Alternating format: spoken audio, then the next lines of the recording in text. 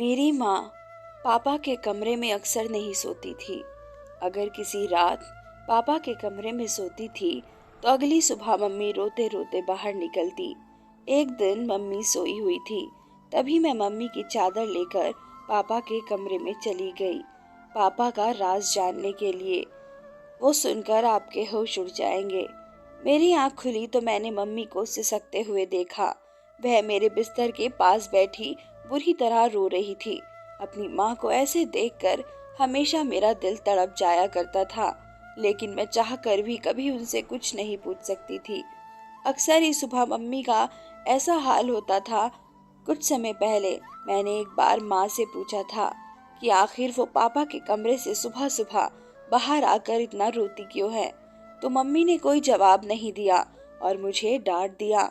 Mummy जब भी उनके कमरे से निकलती, मम्मी का हुलिया बहुत ही अजीब सा होता। उनके बिखरे हुए बाल और पुराने कपड़े एक अजीब सी मजबूरी सुना रहे होते। ये सिलसिला कुछ साल पहले से ही शुरू था और जैसे जैसे मुझे होश आ रहा था, मेरे लिए सब कुछ अचंभित होता जा रहा था। मेरे अंदर एक जुनून सा पैदा हो गया था कि मेरा बाप आखिर मेरी माँ के साथ रात भर क्या करता है। इस सवाल ने मुझे बेचैन कर दिया था। मैं 15 साल की हो चुकी थी और अब बहुत सी बातें अच्छी तरह समझने लगी थी। मम्मी का रोता चेहरा देखकर मुझे किसी मजबूरी की चेतावनी लगती थी, लेकिन हैरत की बात यह थी कि जब मम्मी कमरे से निकलती तो वह रो रही होती, और जब पापा कमरे से निकलते तो उनके चेहरे पर एक दिलकश मुस्कुराहट होती थी। उन्हें देखकर ऐसा लगता था जैसे वो बिल्कुल जवान हो। वो कुछ ना कुछ गुनगुनाते रहते हैं, जैसे बहुत खुश हो। और मम्मी का हाल ऐसा होता था कि मम्मी पापा के कमरे से निकलने के बाद दोबारा उनके सामने जाने से भी डरती थी। वो उनका नाश्ता भी मेरे हाथ ही उनके कमरे में भेज देती, खुद सारा वक्त किचन में खड़ी रहती और आंसू बहाती रहती, या तो बाथरूम में बंद हो जाती। मम्मी की हालत देख देख कर मुझे बहुत तरस आता था। मैं 10वीं क्लास में पढ़ती थी और नाश्ता देने के बाद मैं अपने स्कूल के लिए घर से निकल जाया करती थी, लेकिन सारा वक्त मेरे दिमाग में मम्मी का ख्याल घूमता रहता। मैंने कभी किसी सुबह पापा को परेशान या बेचैन नहीं देखा था। वो हमेशा ही बहुत खुशी से नाश्ता करने बैठते और उनका चेहरा बहुत खुश दिखता था, जबकि मम्मी को देखकर ऐसा लगता कि किसी भी पल मम्मी को कुछ भी हो जाएगा। अक्सर मैं नाश्ता बनाते हुए मम्मी के शरीर को कपकपाते हुए भी देखती थी। मेरा दिल चाहता था कि मैं मम्मी से पूछूं कि पापा रात को उनके साथ ऐसा क्या करते हैं जो उनका इतना बुरा हाल हो जाता है, मगर पापा के नाम पर मम्मी के चेहरे पर खौफ नजर आने लगता था। मम्मी हर रात पापा के कमरे में सोने के लिए नहीं जाती थी, बल्कि वह मेरे साथ ही सोती थी, पर ध्यान दे पा रही थी और ना ही घर पे मेरा दिल लगता था। मेरा दिल चाहता है कि मैं किसी भी तरह अपनी माँ को पापा के कमरे में ना जाने दूं, लेकिन मैं किसी तरह पापा को मना नहीं कर सकती थी। पापा तो मेरे सामने मम्मी के साथ बहुत ही मोहब्बत से पेश आते थे।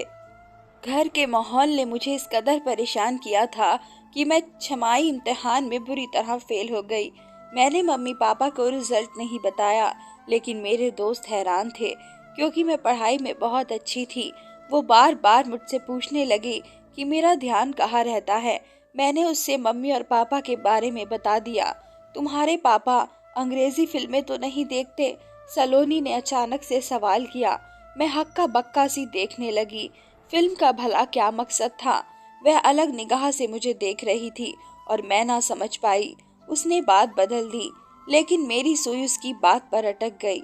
आखिर सलोनी ने यह सवाल क्यों पूछा था? मैं घर वापस आई तो मम्मी का चचेरा भाई आर्यन अंकल बैठे हुए थे। वो दोपहर को हमारे घर आते थे। मम्मी की बचपन से ही उनसे बहुत दोस्ती थी। मम्मी बताती थी कि वो दोनों बचपन में एक साथ रहते थे।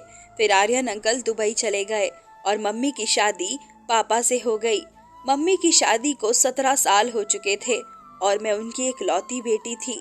कुछ साल पहले शायद सब कुछ ठीक था, या फिर मैं ही छोटी और नासमझ थी, लेकिन कुछ साल से मुझे अच्छी तरह मम्मी की हालत समझ आने लगी थी। मैं जान गई थी कि मेरा बाप अच्छा आदमी नहीं है, वह मेरी माँ की तकलीफ की वजह है, और इसी बात ने मेरे दिल में अपने बाप के लिए दुश्मनी पैदा कर दी थी। आर्यन अंकल से हमारी मम्मी की बहुत अच्छी दोस्ती थी। वो साल भर पहले ही इंडिया वापस आए थे और मम्मी से मिलने के लिए अक्सर आते थे, लेकिन मम्मी को उनका आना अच्छा नहीं लगता था। आर्यन अंकल के जाने के बाद मम्मी अक्सर मुझे कहती है कि अगर तुम्हारे पापा को पता चला कि आर्यन मिलने रोज आता है तो बहुत बुरा होगा। मैंने माँ को दिलासा देती कि पापा को कैसे पता चलेगा, पापा सुबह काम पर जाते हैं, रात को ही घर आते हैं। मुझे तो आर्यन अंकल बहुत अच्छे लगते थे। वो हमेशा आते हैं और मम्मी का मूड अच्छा करके जाते हैं। मेरे लिए भी बहुत से सामान लेकर आते हैं। पापा की आमदनी इतनी कम थी कि गुजर बसर भी मुश्किल से होता था। मम्मी ना जाने कैसे पापा जैसे जालिम इंसान के साथ जिंदगी गुजार रही थी। रात में मैंने अपना और मम्मी का बिस्तर लगाया और मम्मी के साथ आंखें बंद करके लेट गई। थोड़ी देर में पापा मेरे कमरे में आए। मम्मी मेरे साथ ही सोने के लिए लेटी हुई थी। पापा ने उन्हें साथ चलने को कहा तो मम्मी ने दबी दबी आवाजों में इनकार किया। मैंने आंखें नहीं खोली थी। मैं सुनना चाहती थी कि पापा मम्मी से क्या कहते हैं। चलना कृतिका, मैं तुझे बिल्कुल तंग नहीं करूँगा, वादा। पापा की आवाज मेरे कानों में पड़ी, जिसमें मोहब्बत की मिठास थी। मुझे नहीं जाना तुम्हारे साथ, तुम हमेशा ऐसे ही कहते हो। मम्मी ने एक बार फिर इनकार किया। तुम्हें सोचना चाहिए, अब हमारी बेटी जवान है, वो सोच सवाल करने लगी है, लेकिन तुम्हें इस बात से कोई फर्क नहीं पड़ता। मम्मी ने धीमे लहजे में पापा को जवाब दिया। पापा ने जबरदस्ती मम्मी को हाथ पकड़कर उठाया और अपने साथ लेकर चले गए। मुझे अजीब सी घबराहट होने लगी थी। पापा मम्मी के साथ न जाने क्या करते थे और सलोनी की अंग्रेजी फिल्म वाली बात भी मेरे दिमाग में अटक गई थी। 2 घंटे गुजर गए थे, लेकिन मम्मी वापस नहीं आई। मैं पानी पीने के लिए कमरे से निकलकर बावर्ची खाने में गई। मम्मी थोड़ी ही देर में मेरे पीछे चली आई। मैंने एक गहरी निगाह मम्मी पर डाली, जिनके बाल बिखरे हुए थे। जिस बात ने मुझे चौंकाया वह मम्मी की कमीज का फटा हुआ आस्तीन था। मम्मी को मेरी नजरों का एहसास हो गया था। वो जल्दी से दुपट्टे को अच्छी तरह लपेट लिया। मेरे सामने ही मम्मी ने सुबह सही कपड़े पहने थे, लेकिन फिर अचानक ही मम्मी की आस्तीन कैसे फट गई। मम्मी मुझसे पूछ रही थी कि मैं इतनी रात को क्यों जाग रही हूँ। मैंने झूठा बहाना बनाया कि मैं अभी उठकर पानी पीने आई थी। मम्मी मेरे साथ वापस मेरे कमरे में आ गई। मैंने सोने के लिए आंखें बंद कर ली, लेकिन मुझे मम्मी की सिसकियों की आवाज़ सुनाई दे रही थी। मेरा दिल चाह रहा था कि मैं उठकर अपनी मम्मी को तसल्ली दूं और दिल में आए सारे सवाल को ज़बान पर ले आऊं, लेकिन मैं अपनी जगह खामोश पड़ी रही। पापा सुबह सुबह ऐसे तैयार होकर कमरे से निकले थे जैसे कोई जवान लड़का हो। पापा की आमदनी कम थी, लेकिन पापा हमेशा खुश रहते, मुस्कुराते रहते। काम पर हमेशा ऐसे तैयार होकर जाते जैसे सेठ आदमी हो। मैंने उल्टी निगाह अपने बाप पर डाली, जिससे मुझे आज भी नफरत महसूस हो रही थी। पापा के आगे नाश्ता रख कर मैं स्कूल चली गई। सारा दिन स्कूल में भी मेरा दिमाग मम्मी के फटे हुए आस्तीन की तरफ था। स्कूल से वापसी पर मुझे आर्यन अंकल मिल गए। मुझे देखते ही उन्होंने मुझे अपनी गाड़ी में बैठा लिया। मैं बिना सोचे समझे उनकी गाड़ी में बैठ गई। आर्यन अंकल ने गौर से मेरी तरफ देखा और कहने लगे कि मुझे बताओ, तुम्हें क्या परेशानी है, तुम इतनी खोई खोई सी क्यों रहती हो। मैं इस कदर जज्बाती हो चुकी थी कि मैंने आर्यन अंकल को सारी बात कह दी। मेरी बात सुनकर आर्यन अंकल कहने लगे कि तुम्हें अंदाजा है कि तुम्हारा बाप अच्छा आदमी नहीं है। तुम अपनी माँ को अपने बाप से आज़ादी क्यों नहीं दिलवा देती? कब तक तुम दोनों उनके जुल्म की चक्की में पिसते रहोगे? आर्यन अंकल ने बहुत ही फिक्रमंदी से मुझे एडवाइस दी, जिसे सुनकर मेरे होश उड़ गए। मैं पापा को छोड़ने के बारे में सोच भी नहीं सकती थी। पापा ने मेरे साथ कभी ऊंची आवाज़ में बात तक नहीं की थी। फिर मैं पापा को जालिम कैसे कहती? मैं तो ये भी नहीं जानती थी कि बंद दरवाजे के पीछे मम्मी और पापा के दरमियान क्या होता है। आर्यन अंकल की बात सुनकर मैं सोच के समंदर में डूब गई। बहुत सोचने के बावजूद भी मुझे पापा की कोई ऐसी बात याद नहीं आई थी जिसमें उन्हें जालिम करार देती, लेकिन मम्मी की तड़प और आंसू पापा को जालिम साबित करते थे। आर्यन अंकल मुझे स्कूल से लेकर घर चले आए और खुद भी अंदर आ गए। मम्मी हम दोनों को देखकर खुश हो गई थी। हमारे लिए फौरन खाना लगा दिया। मैं बहुत ज़्यादा थक गई थी, इसलिए सोने के लिए अपने कमरे में आ गई और आर्यन अंकल मम्मी के पास बैठे रहे। मुझे नींद नहीं लग रही थी। मैं सारा वक्त आर्यन अंकल की बात को सोचती रही। मम्मी को पापा के कमरे में गए 3 दिन गुजर चुके थे और पिछले 3 दिन से मम्मी मेरे साथ मेरे कमरे में सो रही थी। मम्मी जब मेरे पास रहती थी बिल्कुल अच्छी और बेफिक्र रहती थी। पापा का रवैया तो हमेशा एक जैसा ही रहता था। जिस दिन वो मम्मी को अपने कमरे में ले जाते उस दिन वो रोजाना से ज्यादा खुश महसूस होते थे। चौथे दिन पापा मम्मी को फिर अपने कमरे में ले गए थे और मैं सारी रात बेचैनी से करवटें बदलती रही थी। मम्मी जब सुबह पापा के कमरे से निकली तो उन्हें ठीक तरह से चलना भी नहीं आ रहा था और वे एक पैर जमीन पर घसीट घसीट कर बड़ी मुश्किल से चल रही थी। मैंने मम्मी से पूछा कि मम्मी तुम्हारे पाँव में क्या हुआ है, तो कहने लगी छोटी छोटी बातों पर ध्यान न दिया करो और दिल लगाकर पढ़ाई करो। अगर तुम्हारा 10वीं का रिजल्ट अच्छा नहीं आया तो तुम्हारे पापा उसका जिम्मेदार भी मुझे ही समझेंगे। मम्मी की आंखों से टिप टिप आंसू गिरने लगे और पापा के लिए नाश्ता बनाने चली गई। उसके बाद दोबारा किचन से बाहर न आई। मैं मम्मी को नाश्ता देने के बाद पापा के पास गई, उन्हें नाश्ता दिया तो पापा मुझसे मेरी पढ़ाई के बारे में पूछने लगे। पापा के लहजे में इतना शहद था कि मैं पापा की इस दोगली तबीयत पर हैरान रह गई थी। पापा किसी तरह भी सख्त जालिम नजर नहीं आते थे, बल्कि मम्मी की हालत चीख चीख कर पापा के जुल्म की दास्तां सुनाती थी। मैं पापा को नाश्ता देने गई तो पापा मुझसे मेरी पढ़ाई के बारे में पूछने लगे। मैंने पापा से कहा कि मुझे मम्मी के बगैर नींद नहीं आती और वो मम्मी को रात को अपने कमरे में ना बुलाया करे। मेरी बात सुनकर पापा मुस्कुराने लगे, कहने लगे मैं तो कभी कभी तुम्हारी माँ को अपने पास बुलाता हूँ। मेरा भी तुम्हारी माँ पर हक है और मैं उससे बहुत मोहब्बत करता हूँ। पापा की बात सुनकर मेरा खून खौल उठा था, क्योंकि उनकी मोहब्बत के नज़ारे में आए दिन देखा करती थी, लेकिन पापा से कुछ बोलने के बारे से मैं सोच भी नहीं सकती थी। इसलिए खामोशी से स्कूल के लिए चली गई। स्कूल में टीचर पढ़ाते हुए हमें समझा रही थी कि कभी भी पूरा सच जाने बगैर कोई फैसला नहीं करना चाहिए। आधा सच हमेशा बहुत खतरनाक होता है, जो इंसान को बर्बाद करके रख देता है। टीचर की बात ने मेरे दिमाग की एक और खिड़की खोल दी थी। मैंने सोच लिया कि पापा का पूरा सच जानकर रहूंगी और फिर अपनी माँ को पापा से आज़ादी दिलवा दूंगी। आर्यन अंकल ने मुझसे वादा किया था कि वह हर वक्त मेरी मदद करने को तैयार रहेंगे। मेरी माँ बिल्कुल मेरे जैसी थी। मैं उम्र में 15 साल की थी, लेकिन नाक नक्श से मैं बिल्कुल अपनी माँ की तरह थी। अगली रात मैंने खुद ही अपनी माँ को नींद की दवा देकर सुला दिया और खुद अपनी माँ की चादर ओढ़कर पापा के कमरे में चली गई। पापा के कमरे में एक छोटा सा बल्ब जल रहा था। पापा अंधेरे की वजह से मुझे मम्मी समझ बैठे थे। मेरी खुशनसीबी है कि कृतिका आज खुद चलकर मेरे कमरे में आई है। पापा बहुत ही खुशी से कहते हुए मेरे करीब आए, मुझे कांधों से पकड़कर अपने बराबर में बैठा लिया। पापा के बराबरी में बैठे मेरे शरीर कांप रहा था। मैं नहीं जानती थी कि उससे आगे मेरे साथ क्या होने वाला है, लेकिन आज मैं पूरा सच जानना चाहती थी।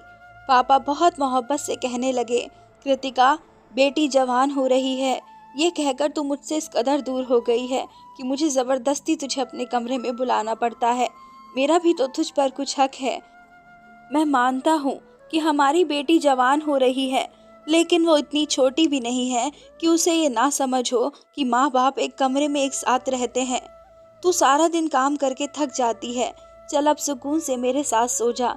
मैं तुझे अपने करीब देखकर खुश हो जाता हूँ।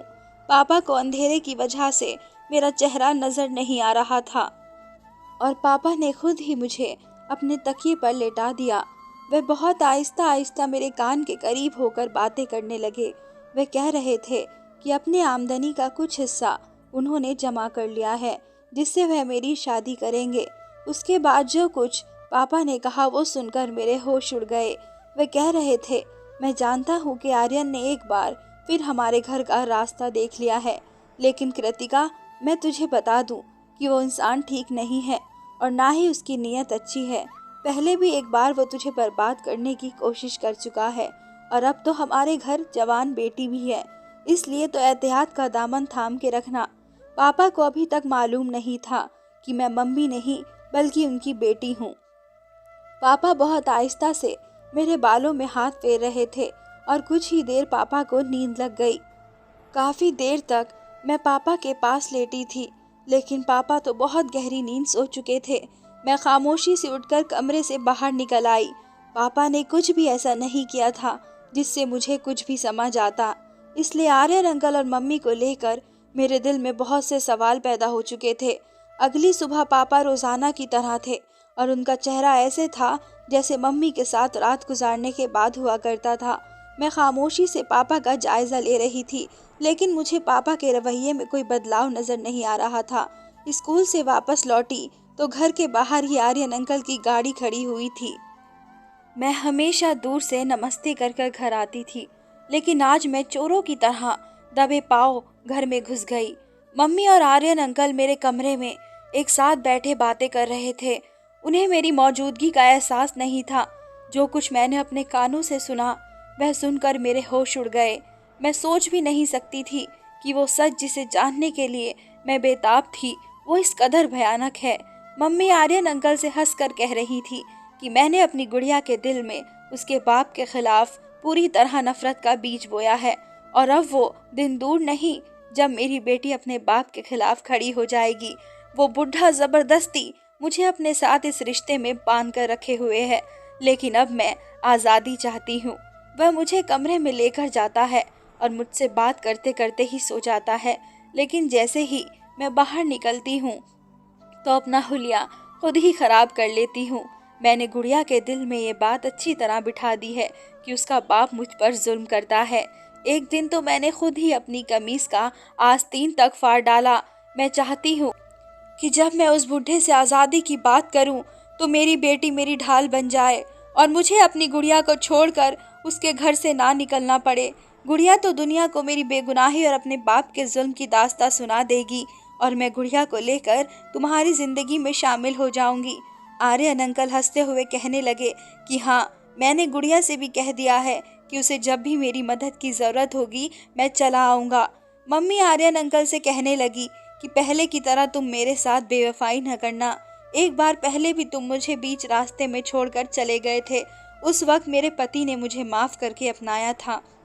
आर्यन अंकल मेरी माँ के हाथ पकड़कर कहने लगे कि मैंने बहुत मजबूरी में तुम्हारा हाथ छोड़ा था, क्योंकि मेरे घर वाले इस बात के बिल्कुल खिलाफ थे कि मैं एक शादीशुदा औरत से रिश्ता करूं, लेकिन अब मुझे रोकने वाला कोई नहीं है। मैं पूरे दिल से तुम्हें और तुम्हारी बेटी को अपनाऊंगा। बस गुड़िया को किसी भी तरह ये सच पता ना चले कि उसका बाप जालिम नहीं बल्कि हम उसे जालिम साबित करना चाहते हैं। गुड़िया ही है जो हम दोनों को एक करवा सकती है।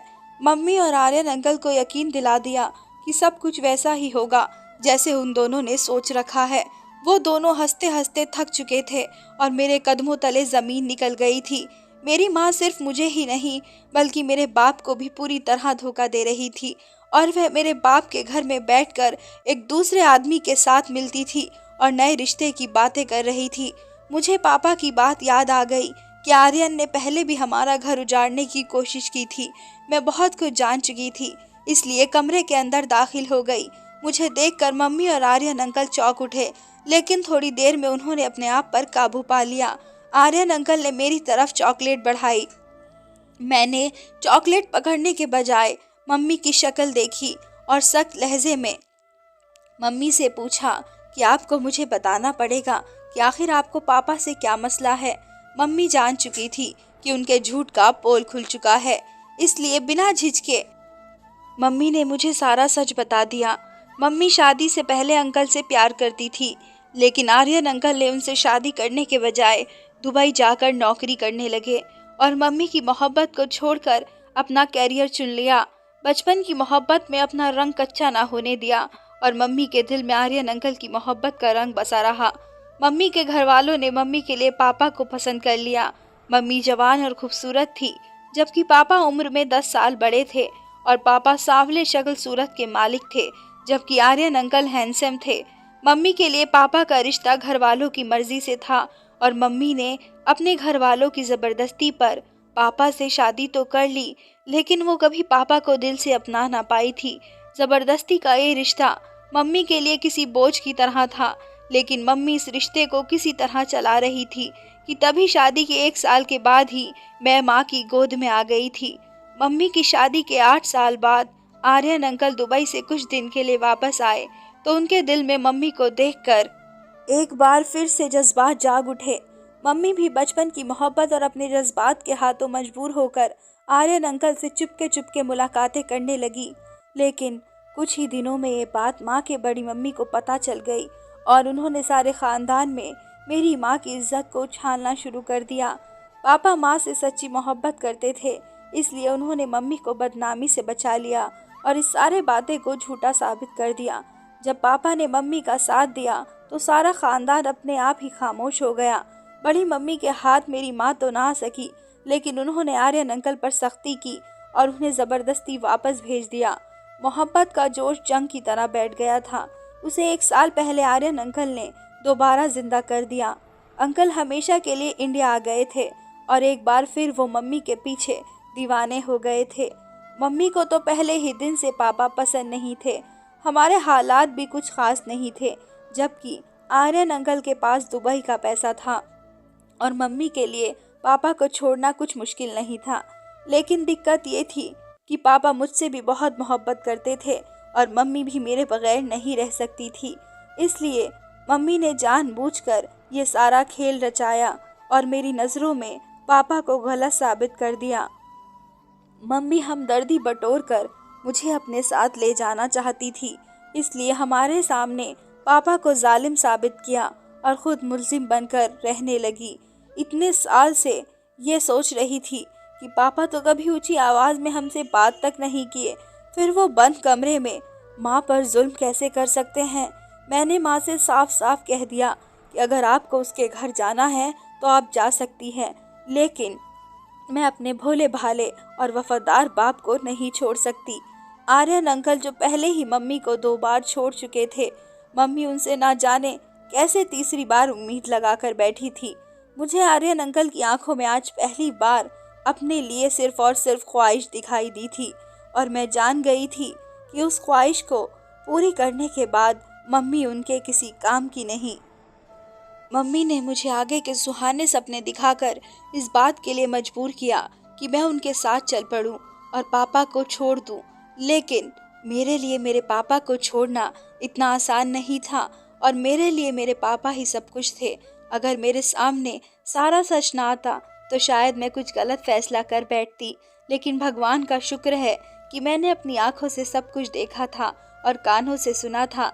लेकिन मम्मी अंकल के साथ जाने के लिए राजी थी, लेकिन जब आर्यन अंकल ने देखा कि मैं किसी तरह उनके काबू नहीं आऊंगी और ना ही मम्मी के साथ चलूंगी, तो एक बार फिर मम्मी से अपनी राह जुदा करके मम्मी को छोड़ गए थे। मम्मी को पता चला था कि आर्यन अंकल मम्मी के लिए नहीं बल्कि मेरे लिए हमारे घर के चक्कर काट रहे थे। वो बहुत ही चालाक और मक्कार इंसान थे। उन्होंने मेरी माँ की मोहब्बत को पूरी तरह अपने फ़ायदे के लिए इस्तेमाल करने का सोचा था।